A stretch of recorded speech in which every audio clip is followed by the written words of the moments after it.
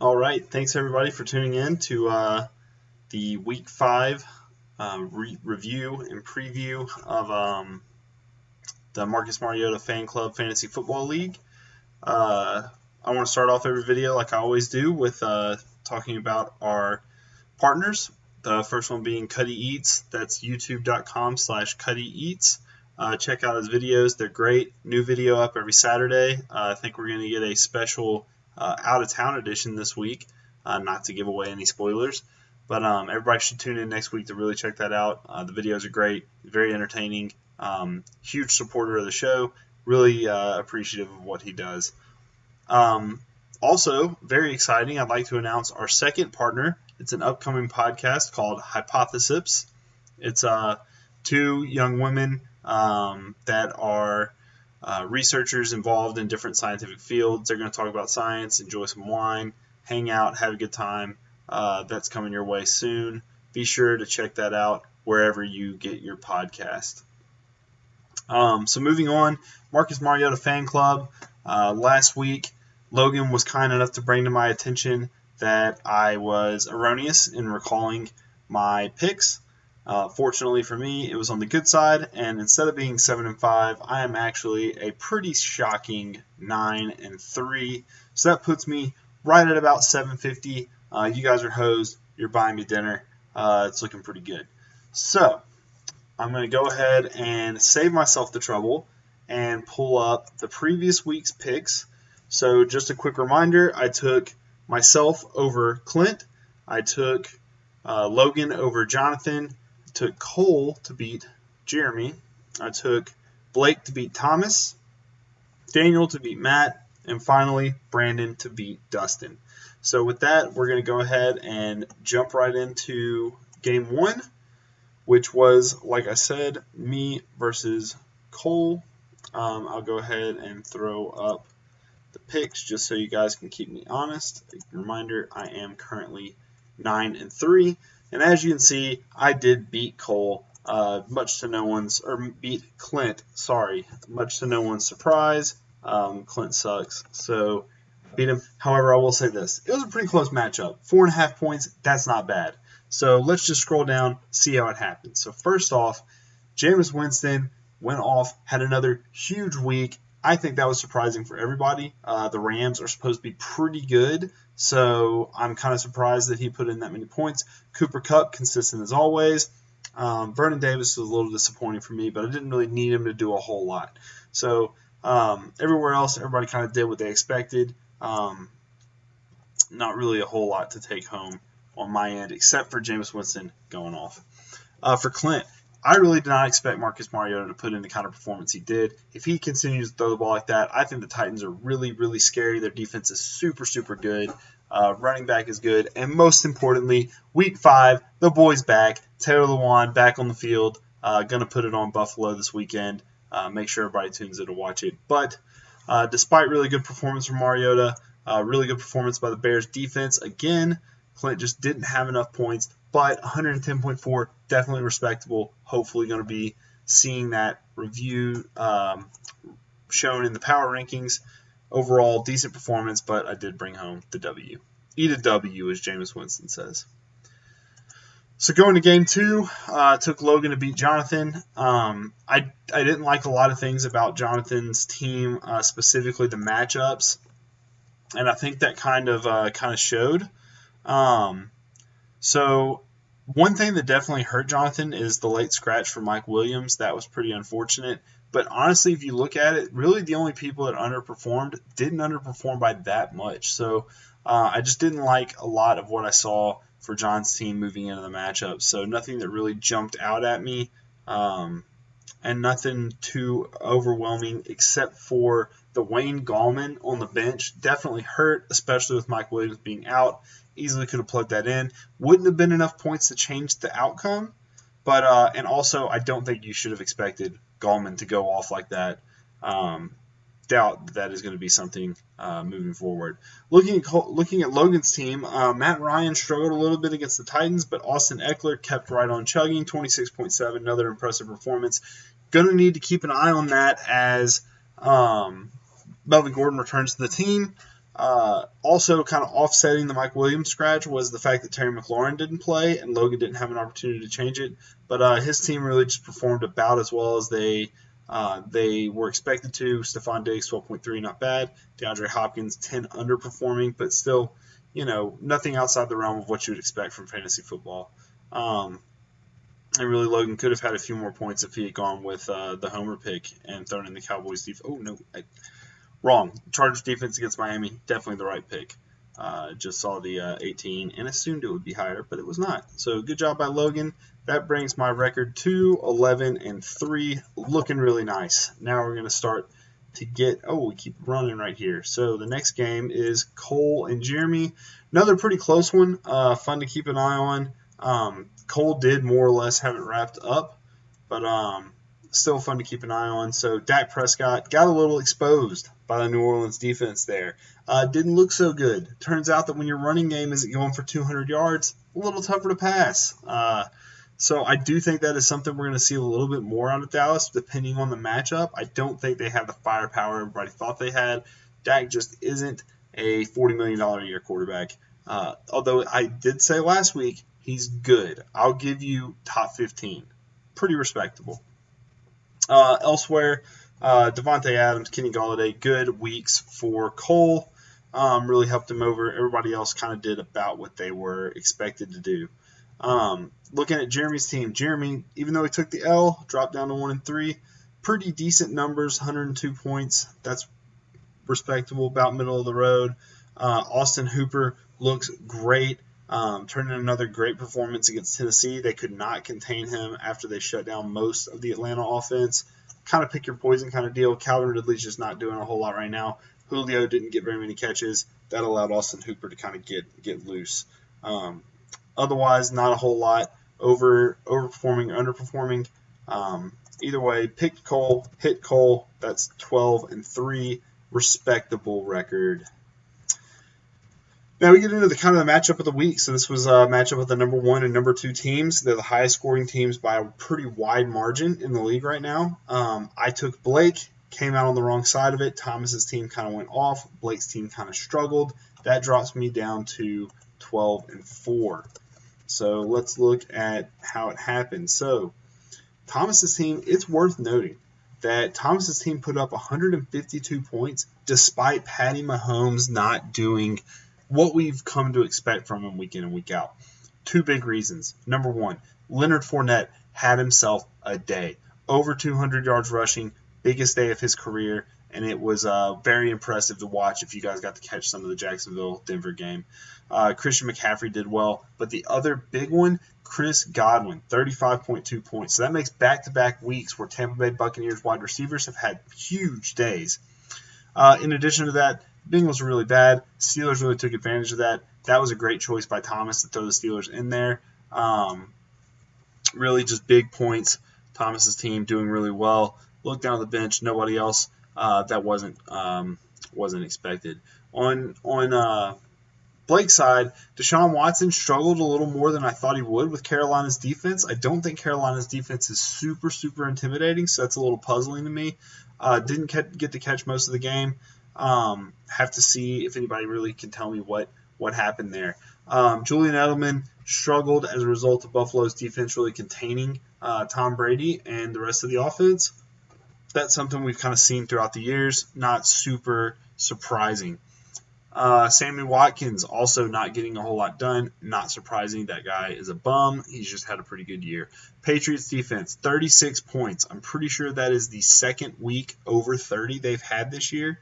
So that's really, really scary. Their Patriots defense is really, really good, and teams should absolutely be concerned with that. Coming out of the bench, Corey Davis, it was nice to see him finally get going for the Titans. And Jordan Howard, 31 points. That's the one that's going to stand out for Blake and Hurt. No way he could have seen that coming. It was actually kind of fluky how he got all those points. They were all short yardage situations. But something to keep an eye on moving forward, how Philadelphia chooses to employ their running backs in their approach. So big win for Thomas over a tough opponent. I don't expect Blake's points to remain that low. I think he'll have a bounce-back week this week. Moving into Game 5, I chose Daniel over Matt, and as you can see by Daniel's shockingly low point total, that I was unsuccessful. That brings me to 12-5, which is cut off on my screen over here.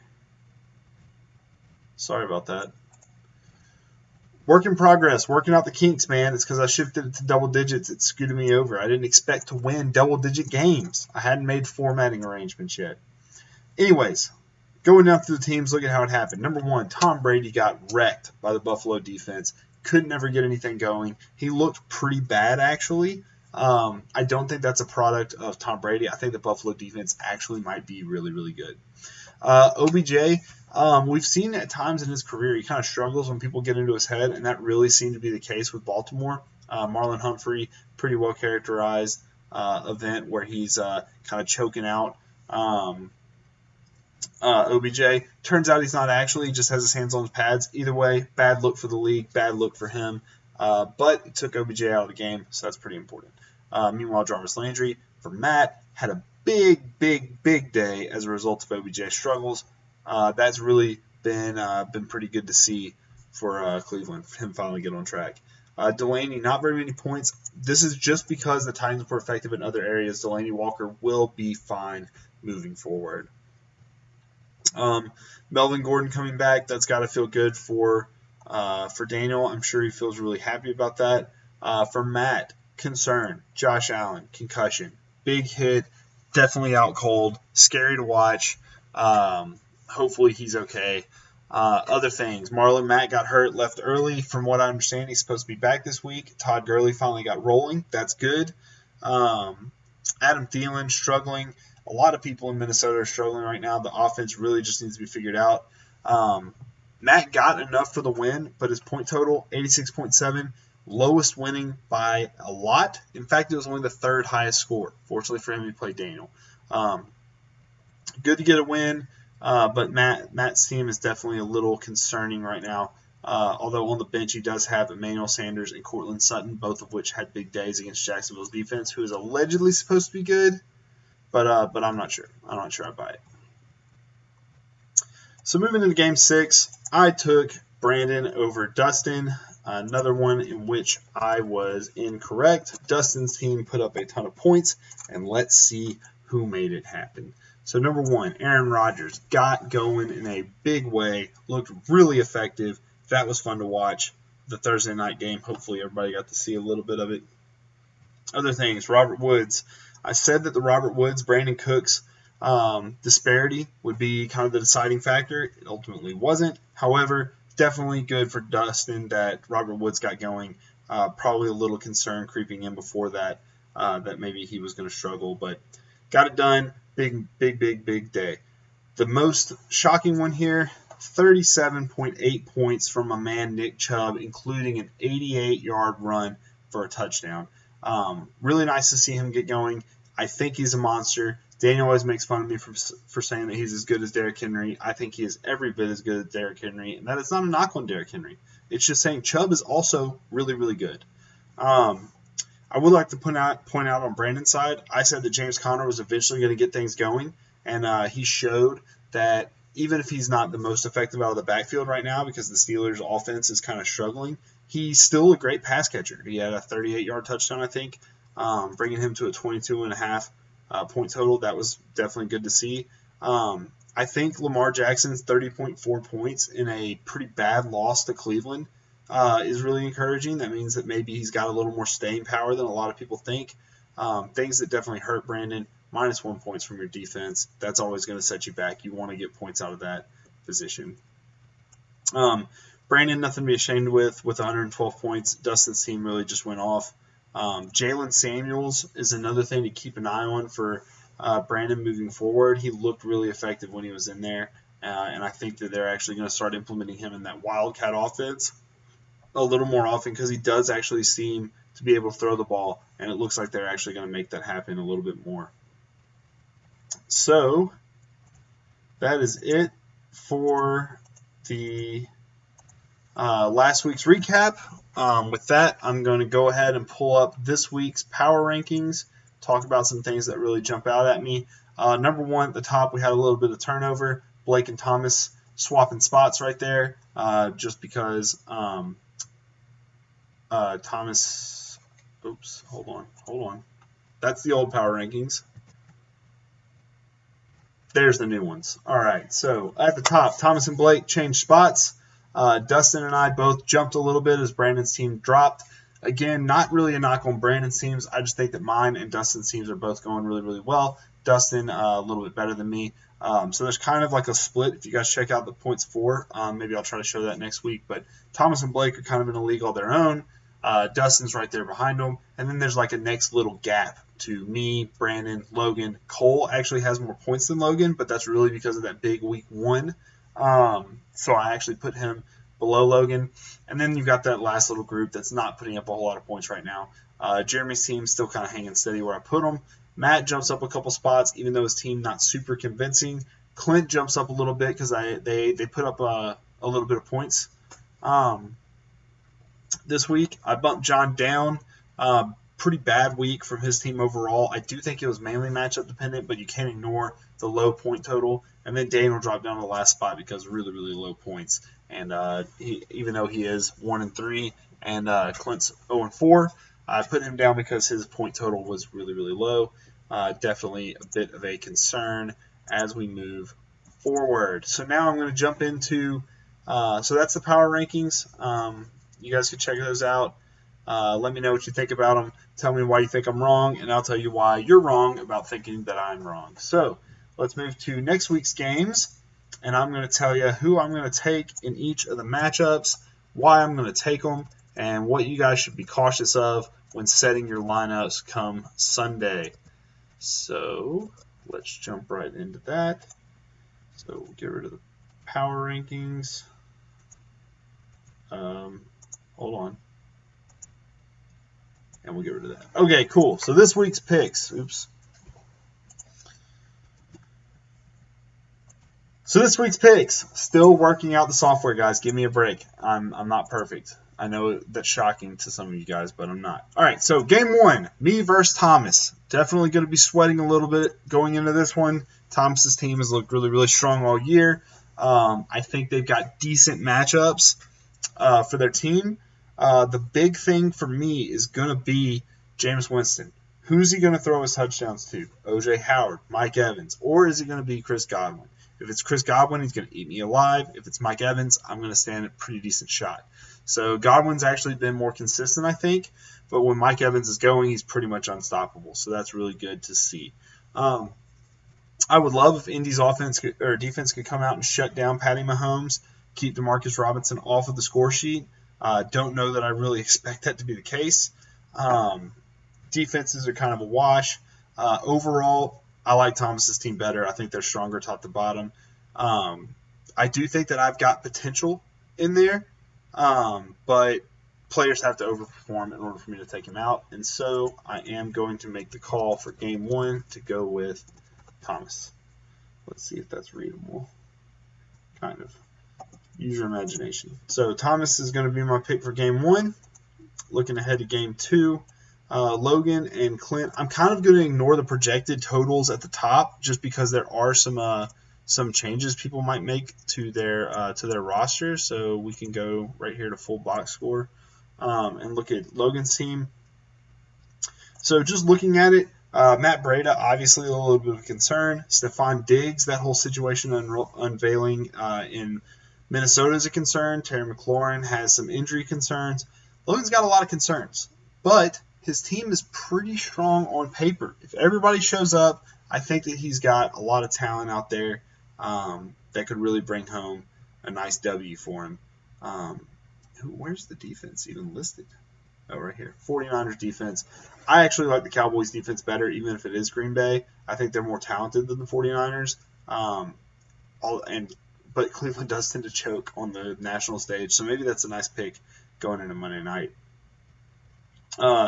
Looking down here at Clint's team, Mariota, Buffalo, that's a pretty scary matchup considering what Buffalo just did to New England. However, like I said, the boy's back. Taylor Lewan's out there. He's going to be fired up. He's already told the coaching staff, don't chip. I want singles all day. So I think the Titans are going to play really, really well. really roll off that momentum and have a big game against Buffalo just so they can let us down next week after they give us a little false hope. Looking at the rest of the team, David Montgomery, usage is always going to be an issue. Mark Ingram, I'm not really sure how much he has left in the tank. Juju Smith-Schuster, Pittsburgh Steelers offense, not really getting it done right now. Thomas is good. Ebron's good. Westbrook is okay. Bears defense against Oakland, I think there's points to be had there. But overall, if we go back to the overview, I do like Logan's team better top to bottom, so I'm going to pick Logan in game 2. All right, moving on into game 3, we've got Jeremy versus Jonathan, teams both at the bottom of the power rankings. We'll go ahead and jump into this full box score. Kerryon Johnson obviously on bye. That's going to distort Jeremy's total points here. Peyton Barber is not a bad option to plug in there at that second running back spot. I don't think he really has gotten a whole lot going. He had that touchdown, gave him close to 10 points. Chris Carson went off, so that had to be good for Jeremy. He's got a lot of talent at all of his positions. How that translates to fantasy points, I'm not sure. But he's always got Larry Fitzgerald to throw in there at one of those spots. Going to have to find a new kicker. Stephen Gostkowski being placed on IR this week. I also hate the Colts defense against Kansas City. That's just a horrible, horrible matchup. Looking at Jonathan's team, Russell Wilson, good pick. The Rams offense just got eaten alive by Tampa Bay. Seattle's definitely better than that. Joe Mixon and Duke Johnson, not a whole lot to be encouraged about there. He's got a couple of open spots to try and make some moves, but I don't know how much their availability there is right now in the free agency. Amari Cooper, Alshon Jeffrey, they're okay. Darren Waller's okay. Jonathan's team, as much as I'm concerned about Jeremy's team, Jonathan's team has a ton of concerns as well. I hate the Saints defense against Tampa Bay. I think Tampa Bay is going to eat them alive. I think Tampa Bay is more talented than Dallas is. I also don't like the Bills defense against Tennessee because Tennessee has that bruising, heavy, run-focused offense that the Patriots don't have that they want to be, and I think Titans are actually going to be able to implement their game plan and exploit some of the weaknesses in the Bills' defense. And so I'm going to cautiously go with Jeremy's team. He's got some work to do in terms of setting his roster, but I think that the potential is there for him to get the win. So I am going to go with Jeremy against Jonathan. And Jonathan, you said you wanted me to pick against you because my picks have been wrong every time, so I'm doing what you asked me to. So moving into game 4, we got Cole versus Matt. I think this matchup could be pretty close. There's a lot of injury concerns for Matt's team. Josh Allen, is he going to play? Who knows? Marlon Mack, is he going to play? Same story. So let's jump into the full box score here. Todd Gurley finally got going. That's encouraging. If we look at Matt's bench, Cam Newton, he's probably not going to play. Doug Martin's still not on a team. Tyree Jackson's definitely not going to play. So Matt's really got to make some adjustments here to his roster. A little disappointed he hasn't done so to this point. His starting lineup has changed. I do like a lot of the things that I see there. I think he has talent, but these injury concerns are going to be a problem if he doesn't stack up his bench. Looking at Cole's team, Dak Green Bay, that's a good matchup for him. The Packers defense has looked really, really good, but I don't think they've seen a team that does have that complete package of a competent quarterback and a really, really good running attack. David Johnson's nice. Derrick Henry, I think he's going to have a huge day against Buffalo. I think they're going to need him. I think he's going to show out. Love the A.J. Brown inclusion. Love it. Clearly, Marcus is comfortable throwing the ball to him. He's been throwing the ball well to A.J. Brown, and I think he'll have another big day. Damian Williams and Jimmy Graham, I'm not sure about. Damian Williams has been hurt. Jimmy Graham is an absolute trash tight end. He's a bum. Love the Titans defense against Buffalo, especially if Josh Allen isn't playing. Love the pickup. Harrison Butker against Indianapolis, that should be a good one as well. Definitely going with Cole's team here going into Week 5. So Week 5, Game 5, we've got another top-tier matchup here. So this is number 2 and 3 in the power rankings going at it. Tough matchups back-to-back for Blake.